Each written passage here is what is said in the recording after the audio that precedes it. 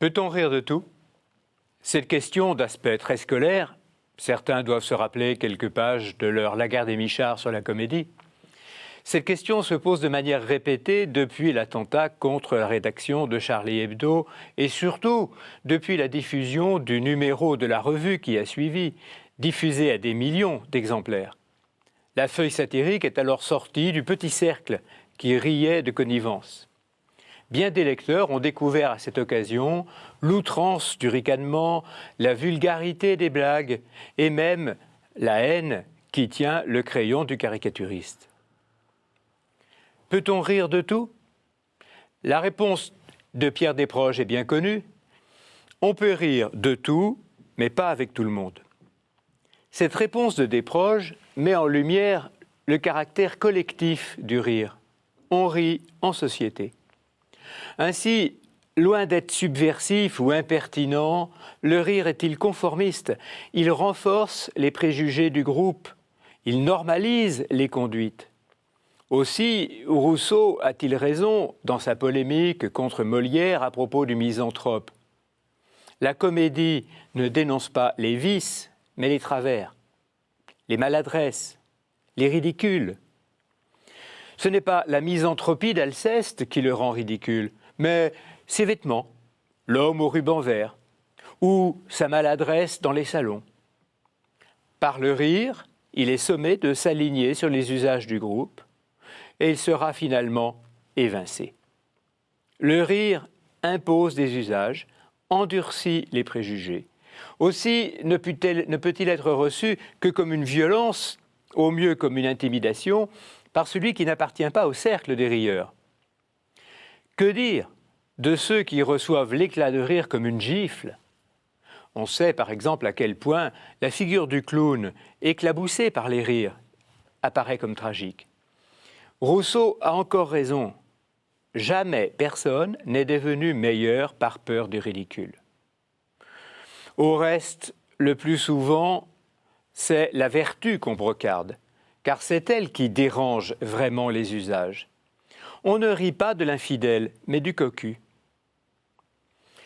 Le rire, admettons-le, confirme le groupe dans ses préjugés. Aussi, la question n'est pas « peut-on rire de tout ?» mais « peut-on rire tous ensemble ?»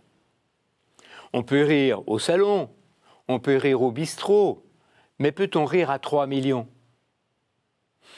Cela s'appelle alors de la propagande.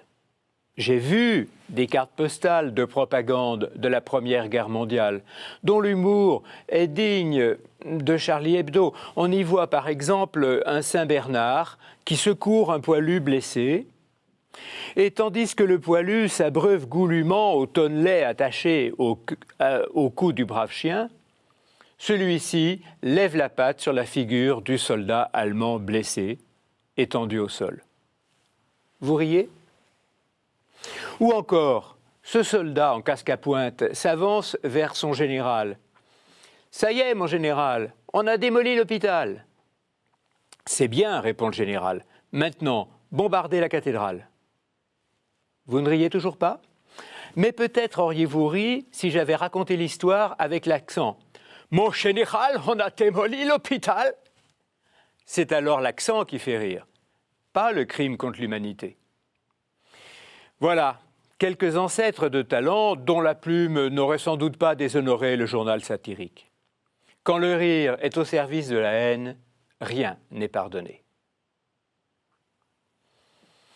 Il faut s'arrêter à considérer comment il est possible que des Français aient pu rire à de telles saletés de propagande.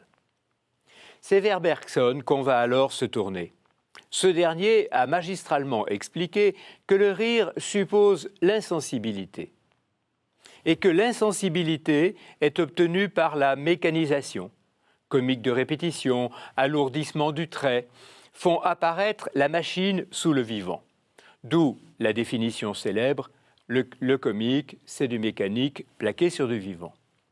En effet, il est facile d'observer que ce sont les mêmes choses qui font rire ou pleurer.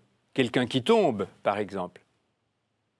Que faut-il pour que sa chute provoque notre rire? Il faut que notre sensibilité ait été déconnectée, que le sort de la victime nous soit indifférent, sinon on se précipiterait à son secours. Peut-on rire de tout? L'indifférence qui s'étendrait sur toute chose, cela s'appelle le nihilisme. Le rire qui met en lumière les mécanismes et les absurdités jaillit du sentiment de l'absurde. La beauté ne fait pas rire, elle agrandit au contraire notre sensibilité. La vérité ne fait pas rire, elle exige encore notre attention.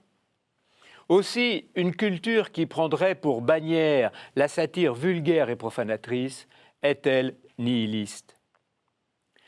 Peut-être, alors, peut-on penser que les foules qui ont avec ferveur répété « Je suis Charlie » mettent en lumière le nihilisme d'une nation tout entière qui voudrait bien se rassembler, mais n'a plus rien à dire, ou qui n'aurait à dire que le rien. J'ai mis en évidence deux aspects du rire apparemment contradictoires. Le rire renforce le préjugé et suppose l'indifférence. Mais cette alliance de l'intolérance et de l'indifférence, on la connaît bien, cela s'appelle l'opinion. L'opinion, à la fois durcie dans ses jugements et versatile. L'opinion, c'est le mélange peu étonnant du fanatisme et de l'indifférence.